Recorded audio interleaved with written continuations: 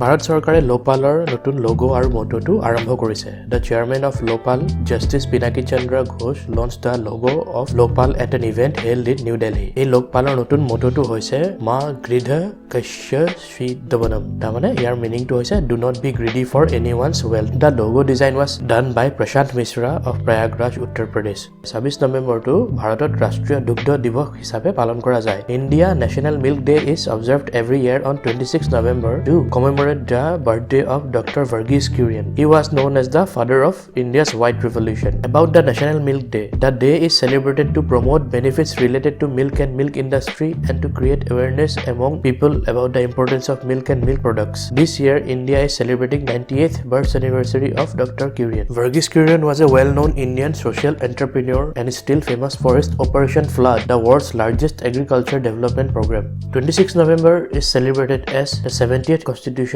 Day of India. 26 November 2019 to ভাৰতৰ 70তম সংবিধান দিৱস. Every year, India celebrates 26 November as Constitution Day, also known as Sambidhan Divas. The day is celebrated to commemorate the adoption of the Constitution of India on 26 November 1949 by Indian Constituent Assembly. However, the Indian Constitution came into force on 26 January 1950, marking the beginning of a new era in history of Indian Republic. ভাৰতীয় railway institute of financial management সংস্থাপন কৰিছে তেলেংগানাৰ হায়দৰাবাদ চহৰত। The Indian Institute of Financial Management (IRIFM) has been set up in Hyderabad. The new entity is set to impart professional training in management of railway services. ৰেলৱেৰ বিত্তীয় বিভাগৰ কৰ্মচাৰীসকলক ইয়াত প্ৰশিক্ষণ দিয়া যাব। The project was conceived under construction by Rail Vikas Nigam Limited at a cost of rupees 85 crores. Institute has 10 different functioning blocks including academic block, hostel block, sports block, library and mess, and can handle 150 trainees at a time.